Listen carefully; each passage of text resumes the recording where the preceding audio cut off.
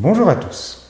Cette vidéo fait partie de ma campagne électorale pour les législatives 2022 dans la 7e circonscription de l'Hérault. Aujourd'hui, je vais vous expliquer pourquoi je suis candidat.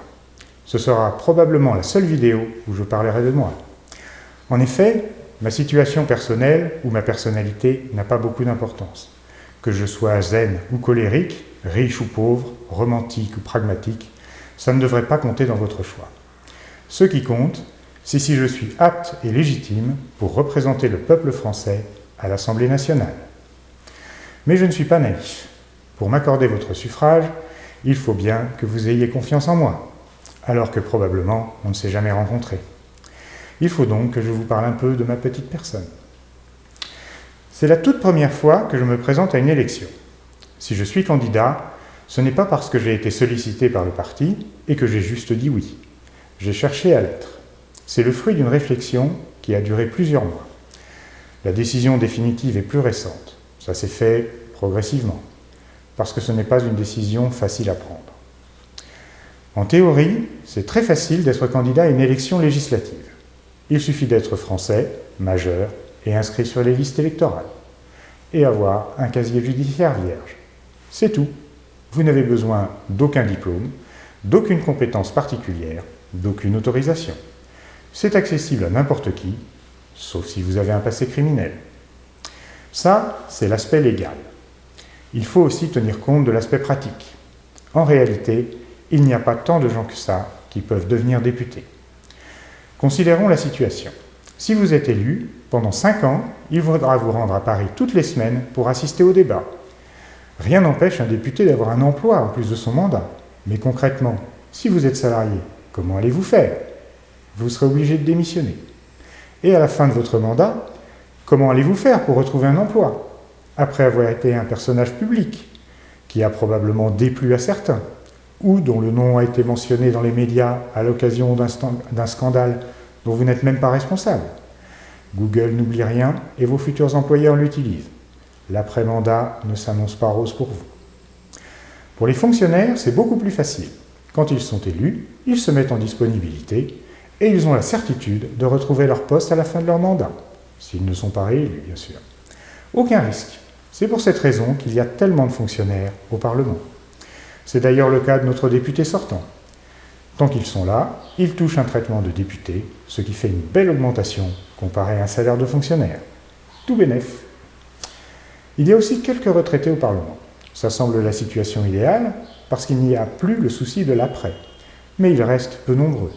Parce que, mine de rien, la vie d'un député, c'est loin d'être de tout repos. Entre les déplacements incessants et les sessions nocturnes, il faut être en forme physiquement.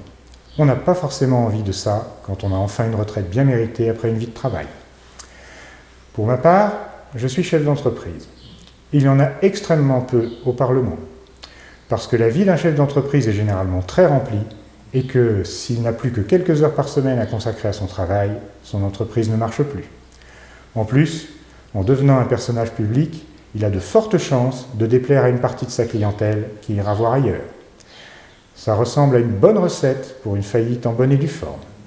Et en fin de mandat, il ne reste rien. Plus de revenus. Sauf si ça colle pile poil avec l'âge de la retraite. C'est pour ça qu'il y a très peu de chefs d'entreprise, de commerçants, d'artisans et d'agriculteurs à l'Assemblée nationale. Et c'est bien dommage qu'ils n'y soient pas mieux représentés. En ce qui me concerne, j'y ai beaucoup réfléchi. La structure de mon entreprise est particulière et je pense que, grâce à ses spécificités, je pourrais m'en débrouiller.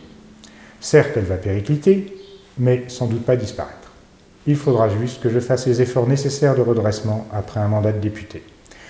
Ce n'est pas gagné d'avance, mais c'est faisable. Donc, premier point important, même si je ne suis ni fonctionnaire ni retraité, je peux me permettre financièrement de faire une parenthèse professionnelle pour assumer un mandat de député. Rien n'est garanti, bien sûr, mais je suis d'un naturel optimiste et j'ai toujours eu confiance en ma capacité à gagner ma vie correctement. Second point, très important, ma femme me soutient. Elle accepte les sacrifices à consentir parce qu'elle sait que c'est important pour moi et pour la France. Elle ne me verra plus tous les jours et notre train de vie va en prendre un coup, vu qu'actuellement, je gagne nettement plus qu'un député. Ça ne sera pas une partie de plaisir pour elle. Troisième et dernier point, j'ai envie de le faire. Envie n'est sans doute pas le mot exact, mais je ne sais pas comment l'exprimer mieux que ça. Ce n'est pas une envie dans le sens où je ne fais pas ça pour me faire plaisir. C'est un mélange de détermination et de sens du devoir, avec une petite part de sacrifice. Mais pas du plaisir. Ou peut-être seulement à la fin, quand mon mandat sera terminé. J'espère au moins avoir le plaisir du travail bien fait et du devoir accompli. Sur le plan pratique et matériel, c'est donc réglé. Reste à expliquer ma motivation. Depuis plusieurs mois, en voyant ce qui se passe en France, je me suis dit que ce n'était pas possible de rester sans rien faire. Vous avez sans doute ressenti la même chose. Je n'ai aucune envie de rester les bras ballants et me dire dans quelques années que j'ai été trop lâche pour agir. Je veux transmettre à ma fille une France digne, indépendante et prospère, et à travers elle aux générations futures. Bien sûr, tout seul, dans un système politique verrouillé, on ne peut quasiment rien faire. Mais certains y arrivent quand même. La société civile résiste, des gens bougent. Il y a des actions locales ici ou là pour conserver du lien social dans une société éclatée. Et c'est très bien.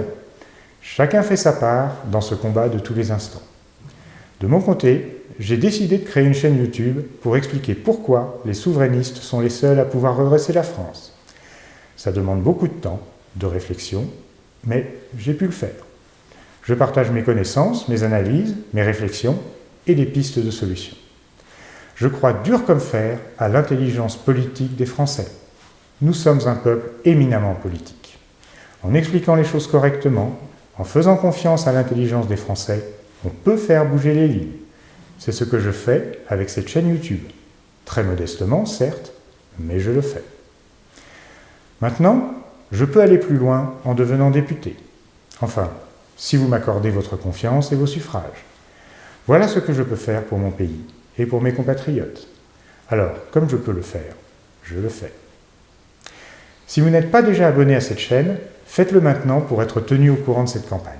Partagez ces vidéos avec vos amis, vos voisins, vos collègues. Plus elles seront vues, mieux les électeurs seront informés. On va refaire de la vraie politique ensemble.